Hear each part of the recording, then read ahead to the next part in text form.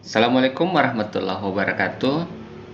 Materi ajar kita pada kali ini membahas tentang bagaimana melakukan analisis kadar karbohidrat. Ini seperti halnya sebagai tugas dasar seorang analis setelah mempelajari atau mengetahui tentang dasar karbohidrat, maka tugas kita sebagai analis adalah bagaimana menentukan kadar dari suatu sampel, dalam hal ini kadar karbohidratnya. Dasar untuk dapat memudahkan kita memahami tentang analisis karbohidrat, yaitu tentang teori-teori yang sudah kita bahas sebelumnya. Seharusnya kita sudah paham tentang apa itu karbohidrat, kemudian karbohidrat itu terklasifikasi dari mono, di, dan polisakarida baik aldosa ketosa, baik C3 sampai dengan heksosa C6. Kemudian sudah bisa menggambar struktur Fischer atau rantai terbuka dari monosakaridanya, lalu untuk kemudian digambar menjadi siklik model Howard, yang kemudian monosakarida ini membentuk molekul yang lebih besar, kondensasi menjadi disakarida atau dua monosakarida, dan yang nyatanya dalam keseharian kita itu sangat banyak dijumpai karbohidrat itu dalam bentuk polisakaridanya. Dan juga di pertemuan terakhir telah kita bahas tentang bagaimana menguji secara kualitatif di sampel tersebut ada karbohidrat dan bagaimana jenis-jenisnya, mulai dari molis, bentuk uji dari adanya karbohidrat oleh pembentukan cincin berwarna ungu, kemudian uji gula produksi Benedict, Fehling, dan Burfoot, serta juga Tollens untuk produksi Ag. Dan ada juga telah kita bahas uji Seliwanov untuk membedakan pentosa, aldosa maupun ketosa. Ini uji bios kita tidak bahas di pertemuan sebelumnya, namun ini uji untuk uji pentosa. Sedangkan untuk uji polisakarida amilum itu diuji dengan uji iodin berwarna biru atau kehitaman. Nih, tugas kita sebagai analis adalah untuk menguji bahan pangan ini. Tinjauannya misalnya adalah hari ini adalah karbohidrat. Kita tahu contoh-contoh bahan karbohidrat itu ada berupa mie, nasi gitu ya. Kemudian semua yang manis-manis itu berarti kaya dengan karbohidrat. Pertanyaannya kemudian bagaimana menentukan kadarnya? Nah, itu yang kita tinjau. Inilah misalnya di mie ya. Ini kadar karbo totalnya sekitar 18%. Di sini ada gula dan ada serat ya. Kemudian untuk di nasi, kalau kita tinjau secara teori, itu karbohidratnya sampai dengan 28,59 gram per 100 gram ya, jadi mencapai 30%. Jadi karbohidratnya cukup tinggi dari suatu nasi. Ya paling nasi kadar yang paling tingginya air dengan karbohidrat ya. Kemudian kita kenal juga sesuatu bahan yang manis, sirup misalnya. Di sirup itu adalah kadar gula ya. Nih, kita dapat hitung sebagai sakarosa dengan kadar minimalnya itu mencapai 65% jika sirup. Jadi pada saat menyajikan sirup itu sisa diencerkan ini ya. Karena kalau langsung sirupnya dikonsumsi nih kadar gulanya kalau mengikuti standar itu cukup tinggi sampai dengan 65% dari bobot per bobotnya. Nah, inilah sampel-sampel karbohidrat yang dapat kita uji serta banyak lagi sampel karbohidrat yang lainnya ya. Jadi mie instan ini sampelnya padatan, nasi padatan, dan ini juga berbeda. Sampelnya cair. Nah, bagaimana melakukan uji karbohidratnya jika padatan atau cair? Itu yang akan kita bahas ya. Jadi, untuk analisis ini kita punya beberapa tinjauan. Yang pertama, kira-kira dalam sampel tersebut apa jenis karbohidratnya yang ada di dalam sampel tersebut. Kemudian yang kedua, bagaimana memilih metode analisis yang sesuai ya untuk menentukan kadar setiap jenis karbohidrat dalam bahan sampel tadi. Lalu yang ketiga, bagaimana prosedurnya terhadap metode yang kita pilih tersebut. Dasar yang perlu saya perjelas ulang untuk analisis karbohidrat. Yang pertama, definisi karbohidrat. Ya, ini harusnya sudah paham semua ya. Dia adalah biomolekul polihidroksi aldosa ketosa yang tersusun atas karbon dan hidrat sesuai dengan namanya, rumus umumnya CnH2n. Bentuknya ya mono, di, atau polisakarida. Ini sudah paham. Yang saya mau pertegas adalah poin nomor 2. Karbohidrat yang ada di dalam makanan kita, atau kita sebut dengan istilah diet kita, itu kondisinya ada 2. Jika kita mengkonsumsi karbohidrat, itu kejadiannya ada karbohidrat yang dapat diserap tubuh, ya, dan kemudian ada yang tidak dapat diserap tubuh. Jadi kondisinya 2, bisa diserap tubuh dan ada yang tidak dapat diserap tubuh. Karbohidrat yang dapat diserap tubuh itu kenapa? Karena di dalam tubuh kita ada enzim dalam pencernaan yang dapat mengurainya menjadi sederhana atau istilahnya dihidrolisis. Sehingga kadar karbohidratnya itu ditentukan sebagai kadar karbohidrat. Jadi istilahnya kadar karbohidrat. Jadi saya ulang, karbohidrat yang dapat diserap tubuh karena tubuh kita itu bisa mengurainya, analisis laboratoriumnya namanya kadar karbohidrat. Namun, ada memang karbohidrat yang golongan kedua tidak dapat diserap tubuh. Kenapa? Karena tidak dapat diurai oleh sistem pencernaan kita. Jadi meskipun dikonsumsi banyak, ini tidak jadi apa-apa, langsung keluar juga di BAB, buang air besar. Karbohidrat golongan kedua ini tidak dapat diserap tubuh karena tidak dapat diurai oleh sistem pencernaan kita. Analisis laboratoriumnya namanya analisis kadar serat kasar. Jadi karbohidrat dalam makanan kita itu ada dalam bentuk kadar karbohidrat dan ada kadar serat kasar. Ini ya. Jadi yang kita maksud di sini misalnya mie itu 18%, itu sebenarnya yang ini saja kadar karbohidrat. Bukan karbohidrat secara keseluruhan secara teori ya. Tapi karbohidrat yang dapat diserap tubuh itu analisisnya namanya kadar karbohidrat. Yang tidak dapat diserap tubuh namanya analisis kadar serat kasar. Itu kadar tersendiri ini tulisannya. Serat pangan ya. Atau ini fiber 0,3 gram, 0,3%. Di sini karena dia cairan tidak ada lagi seratnya. Itu. Nah, sampelnya kan tadi ya dalam bentuk padatan cairan, ada beras, nasi, mie instan serta bahan-bahan yang lainnya ya, sirup misalnya. Nah, karbohidrat yang dapat diserap tubuh itu berupa monosakarida, umumnya berupa glukosa ya. Kalau sudah masuk dalam tubuh akan terurai menjadi glukosa, lalu tersebar ke seluruh tubuh melalui peredaran darah. Nah, analisis laboratoriumnya kalau sudah masuk dalam tubuh ya kita tentukan kadar glukosa darah.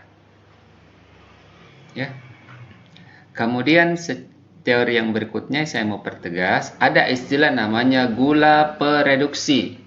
Ini kita sudah bahas di analisis kualitatif. Gula pereduksi itu apa? Adalah gula yang dapat mereduksi logam ya, senyawa-senyawa penerima elektron. Yang mana gula pereduksi itu yang lalu kita sudah bahas, yaitu semua monosakarida dan disakarida kecuali satu, sukrosa gula pasir. Jadi glukosa ini monosakarida, fruktosa juga monosakarida, maka dia adalah gula pereduksi. Semua gula pereduksi ini analisis laboratoriumnya namanya kadar gula sebelum inversi. Nah, ini kita pertegas nanti ya di contohnya mungkin bisa lebih dipahami. Sedangkan ada gula inversi, yaitu kadar gula yang sampelnya sudah melalui proses hidrolisis terlebih dahulu. Sampelnya itu dihidrolisis dengan asam, sehingga terurai menjadi glukosa dan monosakarida yang lainnya. Kalau dia sukrosa berarti terurai menjadi glukosa dan fruktosa. Itu namanya gula inversi. Gula atau sukrosa yang sudah diinversi, sudah dihidrolisis menjadi monosakarida. Nah, kalau mau ditentukan gula totalnya, ya berarti sama dengan analisis kadar karbohidrat ini. Gula total itu artinya kadar karbohidrat, atau kalau kita kerjakan satu-satu gula sebelum inversi dan gula setelah inversi, maka gula total itu adalah gula sebelum inversi atau gula produksi ditambah gula setelah inversi. Beberapa metode analisis karbohidrat untuk sampel-sampel bahan pangan ini ya. Kadar yang tidak dapat diserap tubuh kita tentukan sebagai kadar serat kasar. Serat itu apa ya? Meskipun karbohidrat yang dikonsumsi tidak jadi apa-apa ya, tidak bisa diserap tubuh, keluar langsung. Misalnya kalian makan banyak salak atau bahkan mengkonsumsi serat tinggi sayuran. Kemudian apa ya? Kalau kertas pasti langsung keluar semua, tidak ada terserap tubuh ya. Kalau konsumsi 100 gram kertas ya keluar semuanya itu hampir 100 gram karena tidak diserap tubuh, karena dia serat. Yang kedua, kadar karbohidrat. Ini metode kadar karbohidrat tadi, bahan makanan yang dapat diserap tubuh. Lalu jika sampelnya cair berarti sudah dalam bentuk gula ya. Jadi gula itu monosakarida dan disakarida, manis ya. Ada penetapannya sebelum inversi dan setelah inversi atau gula total. Lalu kemudian kadar yang keempat, untuk kadar ini analisisnya dapat menggunakan salah satu metode spektrofotometer, yaitu spektro, metode Nelson misalnya. Lalu untuk yang sampel gula dalam tubuh kita tentukan sebagai kadar glukosa darah. Di pertemuan hari ini kita cuma bahas dua saja dulu ya, pelan-pelan.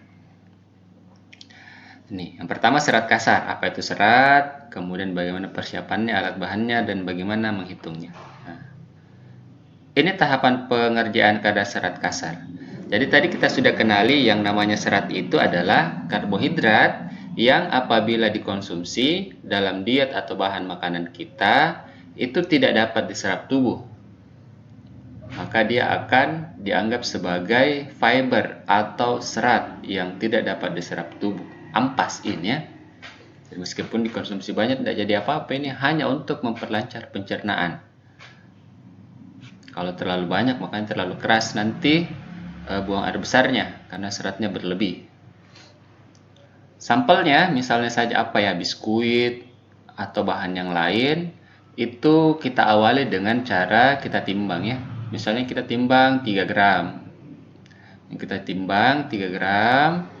Lalu kemudian sampel ini kan kalau kita misalnya ada biskuit berarti salah satu isinya itu ada air, ada karbohidrat, ada serat dan lain-lain. Yang kita mau cari seratnya.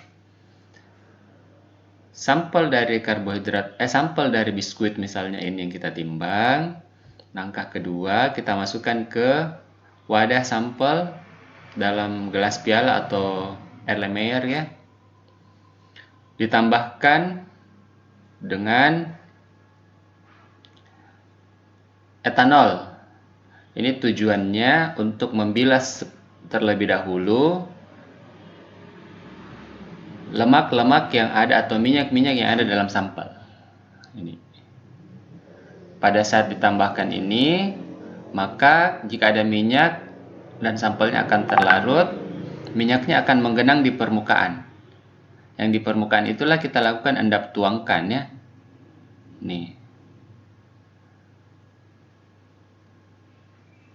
Ini, endap tuangkan. Minyak-minyaknya kita di lapisan permukaan itu kita buang. Atau paling bagus jika ada pengerjaan kadar lemak, sisa dari penetapan kadar lemak inilah yang kita lanjutkan ke penetapan kadar serat kasar. Ini saya ulang ya, sampelnya dilarutkan. Pada saat dilarutkan kan masih ada lemaknya. Lemaknya itu menggenang di permukaan, itu yang kita keluarkan. maka terselam. Kenapa harus dikeluarkan? Karena lemak ini bisa tertinggal di penyaringan dan tidak menguap. Setelah lemaknya keluar, barulah kita lanjutkan ke proses berikutnya.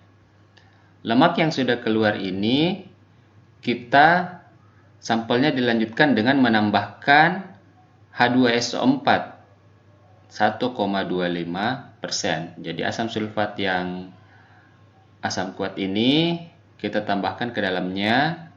Tujuannya untuk apa? Untuk mengurai atau menghidrolisis semua karbohidrat golongan pertama atau karbohidrat yang dapat diserap tubuh. Dia akan terurai menjadi monosakarida, disakarida atau polisakarida yang terlarut. Untuk memudahkan itu, kita lakukan dalam kondisi pemanasan ya. Kita reflux atau dipakai pendingin tegak. Nah, apa yang terjadi? Ini tadi ya, karbohidrat golongan 1 yang dapat diserap tubuh terurai atau larut bersama dengan H2SO4. Sedangkan serat yang terjadi adalah karbohidrat ini, golongan kedua ini tidak larut. Akibatnya akan terpisah nih, karbohidrat golongan 1 larut, karbohidrat golongan kedua serat tidak larut. Karena sudah kondisi 2 seperti itu, sebentar bisa dipisahkan. Setelah dingin atau pemanasan selesai lalu dinginkan, kita langsung tambahkan NaOH 3,25%. Ini tujuannya untuk melarutkan bahan-bahan yang bisa larut dalam basa dan juga sekaligus untuk menetralkan karena sebentar akan kita saring. Pemanasannya kita lanjutkan, tujuannya juga sama ya, untuk menghidrolisis jika masih ada yang belum terurai atau larut. Nah, setelah proses hidrolisisnya selesai dan netralnya selesai, baru kemudian ini kita saring. Kita saring di sini. Saring ini kan sudah terpisah nanti ya. Yang larut atau karbohidrat golongan 1 akan turun sebagai filtrat yang larutan, sedangkan yang serat sebagai karbohidrat yang tidak terurai oleh asam maupun basa akan tinggal di kertas saring. Kertas saring tadi yang sudah diketahui bobotnya itu kemudian dibilas tentunya, saya sudah yakin semua sudah bersih, lalu kemudian kita keringkan. Setelah kering di penguapan air 105 derajat Celcius, maka kertas saring kosong tadi akan berisi serat. Nah, dapatlah bobotnya.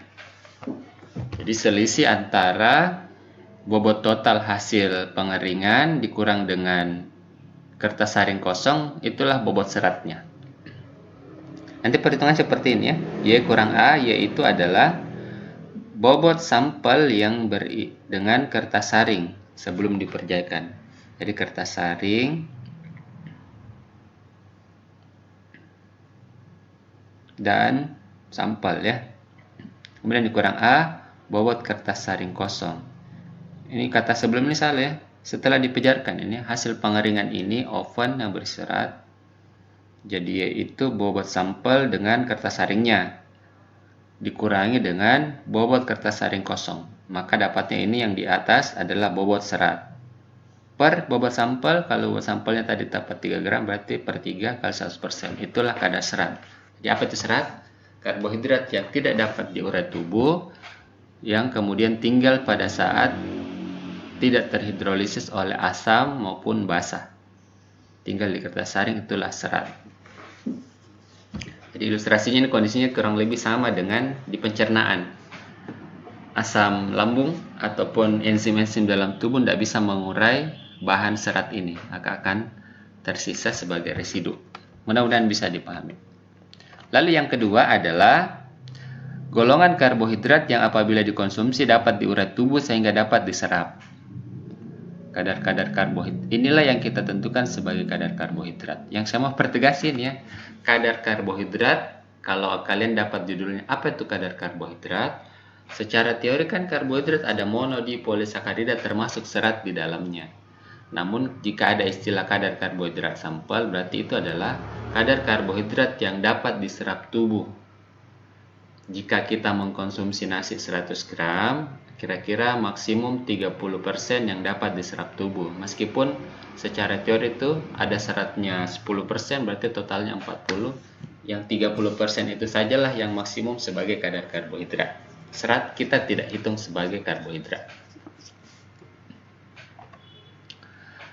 Tahapan pengerjaannya, langkah pertama, sampelnya kita timbang.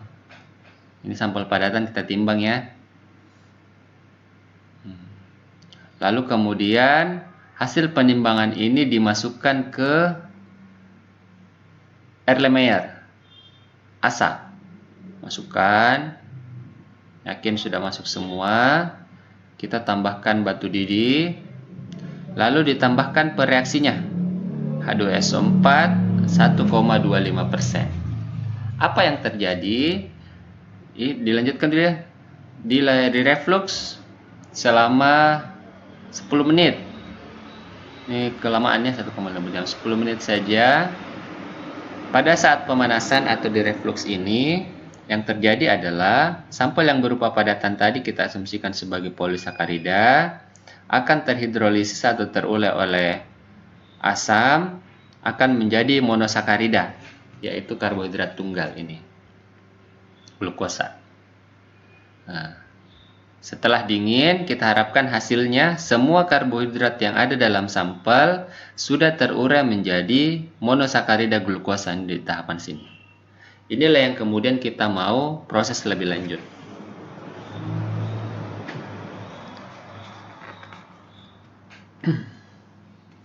Setelah dingin, kita netralkan dulu sisa asamnya, lalu kemudian kita impitkan dalam labu ukur 250 ml. Ini agar kita ketahui volume tetapnya ya.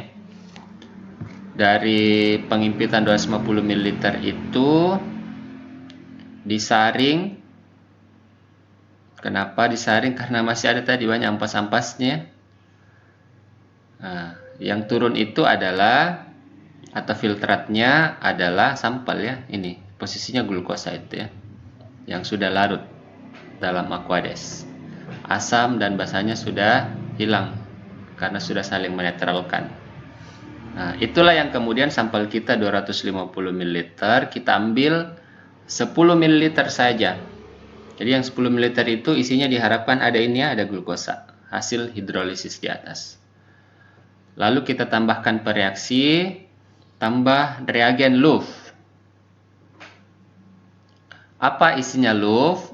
Pada dasarnya LUF itu isinya CO2+. Nih. Sampel ini pada saat kita tambahkan LUF atau CO2O,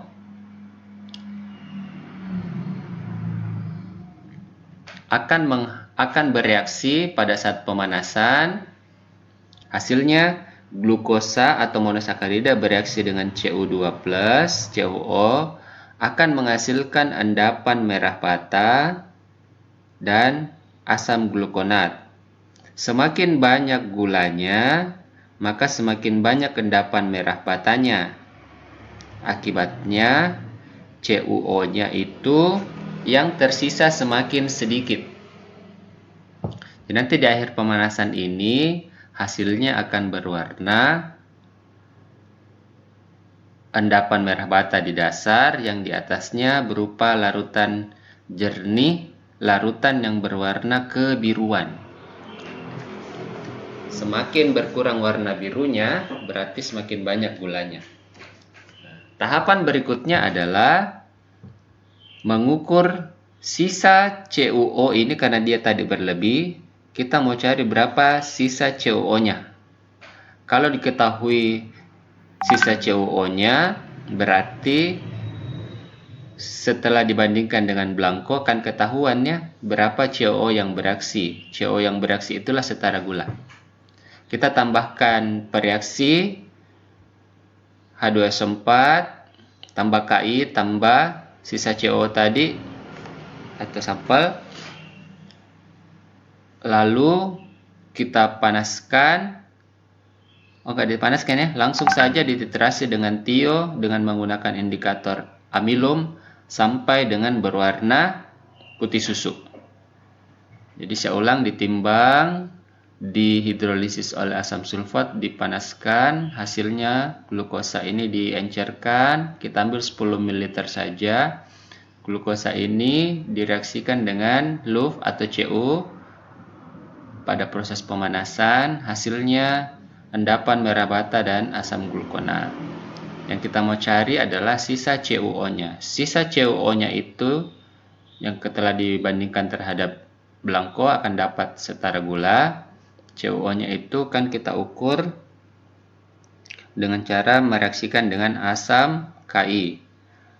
Terakhir kita titrasi dengan Tio untuk mengetahui kadarnya, yang volume titik terakhir titrasinya menggunakan indikator amilum diperoleh warna putih susu. Ya, hasilnya ini akan diperoleh volume titrasi. Volume titrasi ini jika tinggi berarti kan CuO-nya itu masih banyak, artinya sedikit gulanya. Tapi jika volume titrasinya sedikit, itu asumsinya CuO sisanya ini itu sedikit, artinya banyak CuO yang bereaksi, artinya gulanya banyak. Hasil volume titrasi inilah yang kemudian kita hitung untuk dapat miligram glukosa.